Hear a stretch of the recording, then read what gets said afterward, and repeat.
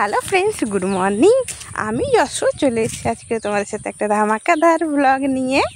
এখন আমি রাস্তায় দেখতে পাচ্ছি যাচ্ছি বাসে চড়ে। কোথায় যাচ্ছি জানো? দীঘাতে যাচ্ছি। কী উপলক্ষে যাচ্ছি সেটা তোমাদের সব কিছু শেয়ার করবো। যদি আমার ফুল ভিডিওটা দেখো তাহলে জানতে পারবে। দেখো, দেখতে দেখতে কিন্তু পৌঁছে গেছি।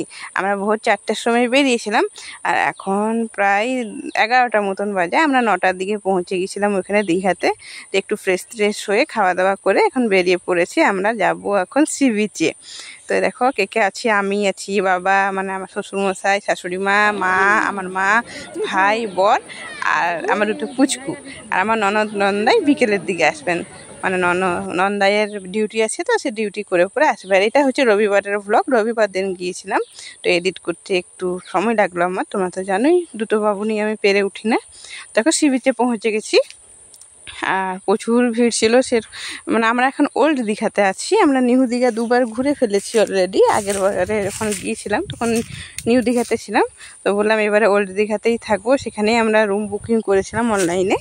তো এই দেখো এখন সমুদ্রে নেমে গেছি আমরা। বাবুদেরকেও নামিয়েছিলাম একটু হালকা।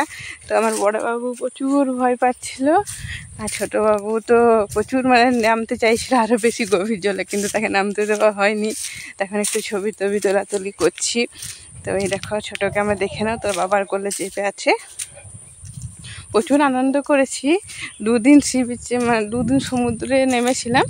আর কী উপলক্ষে গিয়েছি সেটা তোমরা পরের ভিডিওতে দেখতে পাবে, এই ভিডিওতে শেয়ার করব না। তবে একটা বিশেষ কাজের উদ্দেশ্যে গিয়েছি দীঘা, না হলে যাওয়া কোনো মানে কথাই ছিল না। দীঘাতে যাবার প্ল্যান ছিল না সেরকম। একটু কাজ পড়েছে বলে দীঘাতে যেতে হয়েছে। তবে তোমরা ভাববে দীঘাতে আবার কি কাজ। এই দেখো এখন সন্ধ্যাবেলায় আমরা বেরিয়ে পড়েছি একটু মানে দীঘার চারিপাশটা ঘুরতে। তো এটা এখন সব জায়গাতেই লেখা থাকছে, প্রত্যেকটা জেলায় I love Digha, I love Purulia, I love Bardhaman, I love Asansol, মানে সবাই জানো এখন। তো এই যে ঘুরছি সমুদ্রের ধারটাই, সন্ধ্যাবেলায় এত মানে আরাম লাগছিল, এত সুন্দর হাওয়া কি বলবো। এখানেই মনে হচ্ছিলো থেকে যাই আর আসবো না বাড়ি। দেখো বিশ্ব বাংলাটা। আমরা গিয়েছিলাম আমফানের আগে, এটা আমফানের পরে। আমফানের সময় অনেক টসনস হয়ে গিয়েছিলো শুনেছিলাম দীঘাতে, তো এগুলো আবার নতুন করে বানানো হয়েছে। তো প্রচুর ভিড় দেখো।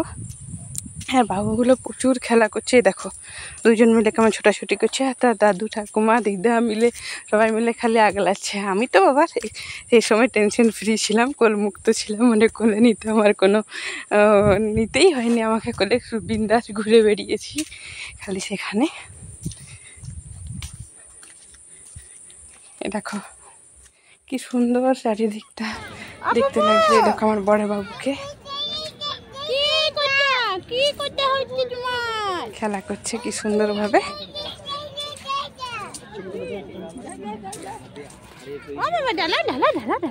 কি একটু ঘোরাঘুরি করতে তুমি।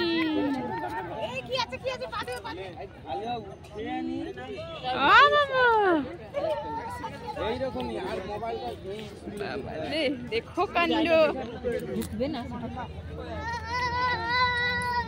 ও বাবা,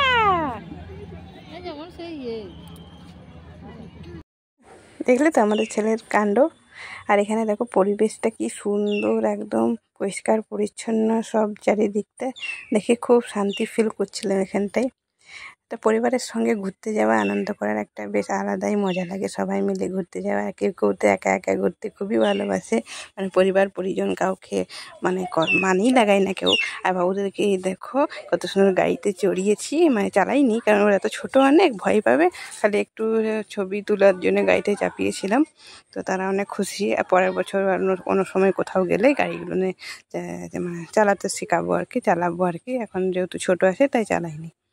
চলো ভিডিওটা আমার কেমন লাগলো অবশ্যই কিন্তু কমেন্ট করে জানাবে, এবং লাইক কমেন্ট একটা সাবস্ক্রাইব নিশ্চয়ই কিন্তু করে দিও। ভালো থেকো, সুস্থ থেকো।